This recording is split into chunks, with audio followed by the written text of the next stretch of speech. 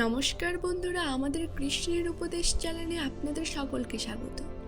এক সত্যিকারের জীবনের দিকে এগিয়ে যাওয়ায় এই অনন্য যাত্রায় শ্রীমদ্ ভাগবত গীতা একটি অমূল্য রত্ন, যা জীবনের সমস্ত দিক পূর্ণতা দানের উপায় প্রদান করে।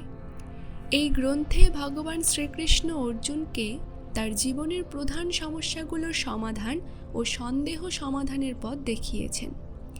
শ্রীমদ্ ভাগবত গীতা শুধু একটি ধর্মীয় গ্রন্থ নয়, এটি একটি মহান দর্শনও বটে, যা জীবনের বিভিন্ন দিককে আলোকিত করে। এই গ্রন্থ থেকে ধর্ম, কর্ম, ভক্তি এবং যোগের অপূর্ব শিক্ষা পাওয়া যায়।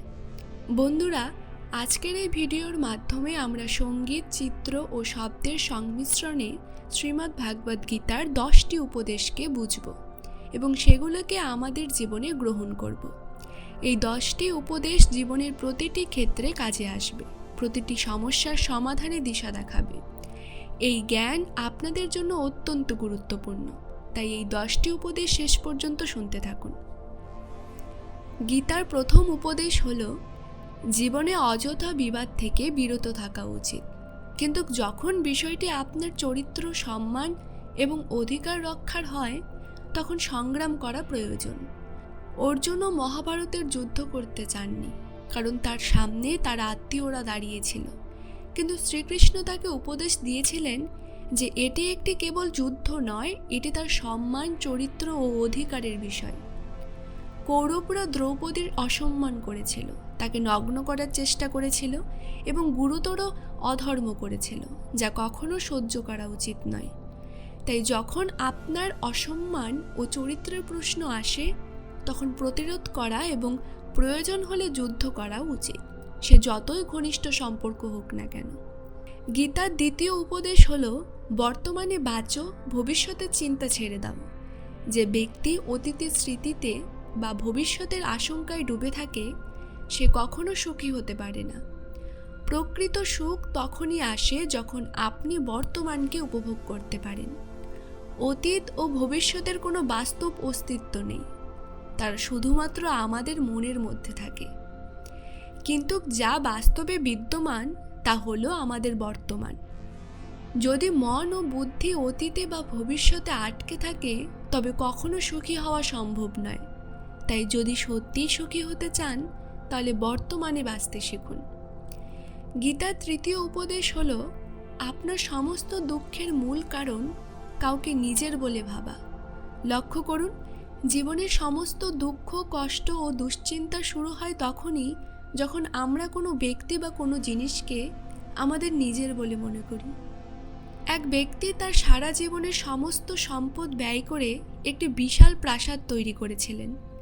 শহরের বহু মানুষ তার প্রাসাদ দেখতে আসত, অনেক বড় ব্যবসায়ী সেটি কেনার চেষ্টা করত। কিন্তু তার জন্য এটি শুধুমাত্র একটি বাড়ি ছিল না, এটি ছিল তার অহংকার এবং জীবনের মূল কারণ। একদিন সেই প্রাসাদে আগুন লাগলো, আর সে তখন বাজারে ছিল। বাড়ি ফিরে সে দেখল তার প্রাসাদ দাউ দাউ করে জ্বলছে। এটি দেখে সে এতটাই কষ্ট পেল যে বলল, যদি আমার প্রাসাদ না থাকে তবে আমার বেঁচে থেকে লাভ কি? সে আগুনে ঝাঁপ দিতে চাইল, কিন্তু কেউ একজন তাকে আটকালো এবং বলল, ভাই, তোমার ছেলে গতকালই এই প্রাসাদ বিক্রির জন্য একজনের সঙ্গে চুক্তি করেছে। এ কথা শুনে সে হঠাৎই শান্ত হয়ে গেল এবং স্বস্তি অনুভব করতে লাগলো। সে আগুনের দৃশ্য দেখে বিন্দু মাত্র উদ্বিগ্ন হলো না, বরং অন্যদের মতো দাঁড়িয়ে তা উপভোগ করতে লাগলো।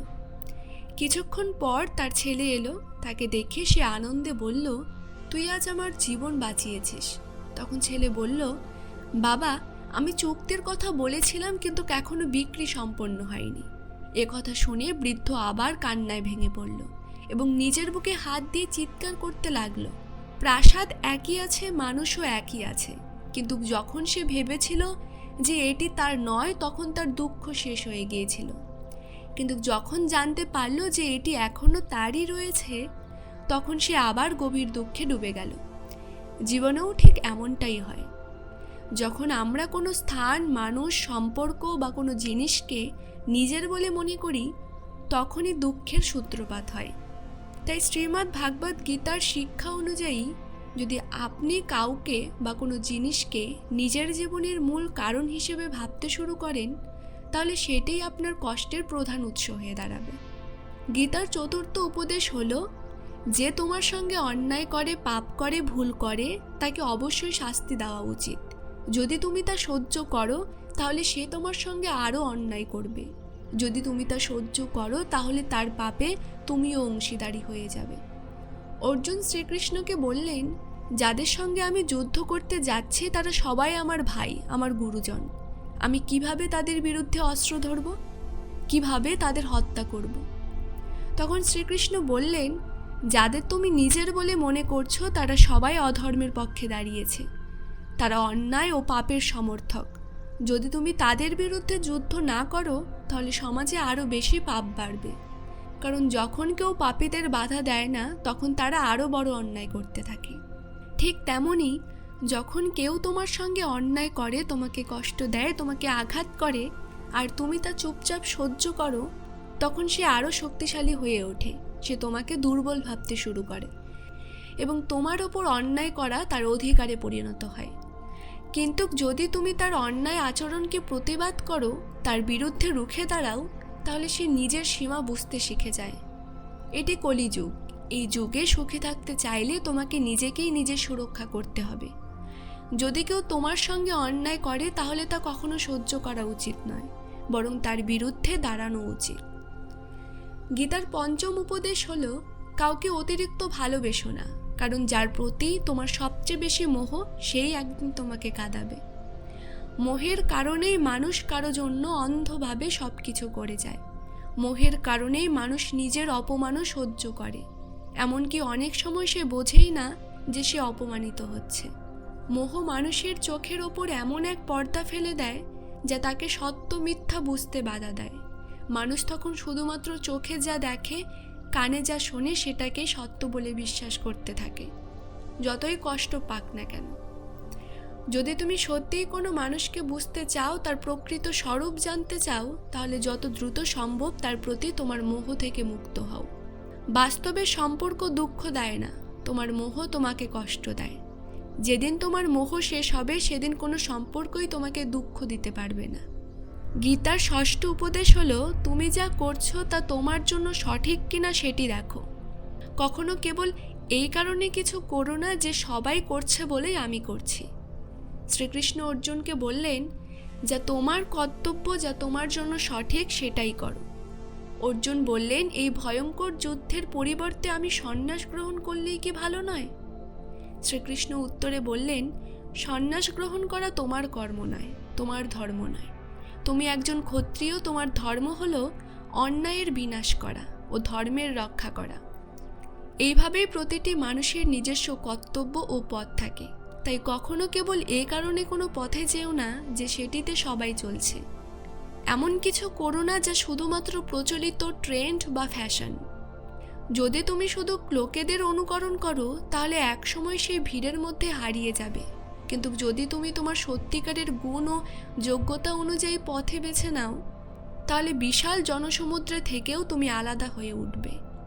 গীতার সপ্তম উপদেশ হলো, জীবনে প্রতারণা সবসময় আপনজনেরাই করে, কারণ তারাই তোমার দুর্বলতা সম্পর্কে জানে। বাইরের কেউ তোমাকে প্রতারণা করতে পারবে না, কারণ সে জানেই না কিভাবে তোমাকে কষ্ট দিতে হয়। কিন্তু যে তোমার কাছের মানুষ, যে তোমাকে গভীরভাবে চেনে, সে জানে তোমার দুর্বলতা কোথায়, কি করলে তুমি সবচেয়ে বেশি আঘাত পাবে। যেভাবে তাকে অপমান করা যায়, যেভাবে তাকে আঘাত করা যায়, মানুষ তার আপনজনের এই দুর্বলতাগুলো জানে। এটি কলিযুগ। এখানে বাইরের লোকেদের থেকে নয়, বরং আপনজনদের থেকেই বেশি সতর্ক থাকা দরকার। মহাভারতের যুদ্ধ দুটি আলাদা রাজ্যের মধ্যে হয়নি, বরং একই পরিবারের ভাইদের মধ্যে হয়েছিল। সবাই একই বংশের ছিল। কতবার দুর্যোধন বিষ প্রয়োগ করে ভীমকে মারার চেষ্টা করেছিল, কতবার সে পাণ্ডবদের হত্যা করতে চেয়েছিল। সে কোনো পরলোক ছিল না, সে তার নিজের ভাই ছিল। সব যুদ্ধ ঘরের ভেতরেই হয়। বাইরের লোকেরা আমাদের সঙ্গে কেন লড়বে? সমস্ত সমস্যা, সমস্ত দ্বন্দ্ব ঘরের মধ্যেই হয়। তাই যারা আমাদের কাছের মানুষ, তারাই আমাদের সবচেয়ে বেশি আঘাত করতে পারে। যারা আমাদের আপন, তারাই আমাদের সঙ্গে বিশ্বাসঘাতকতা করতে পারে। গীতার অষ্টম উপদেশ হলো, যে ব্যক্তি নিজের কাজ সময় মতো শেষ করে না, যে সময়ের মূল্য দেয় না, তার পুরো জীবন নিরর্থকভাবে নষ্ট হয়ে যায়। কারণ সময়ই জীবন। যদি তুমি সময় নষ্ট করতে থাকো, অপ্রয়োজনীয় কাজে সময় ব্যয় করো, তাহলে জীবনে কিছুই অর্জন করতে পারবে না। যদি সত্যিই কিছু অর্জন করতে চাও, তাহলে সময়ের কদর করা শেখো।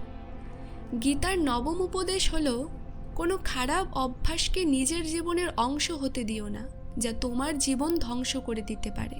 মহাভারতের যুদ্ধ মূলত জুয়ার আসক্তির কারণে শুরু হয়েছিল।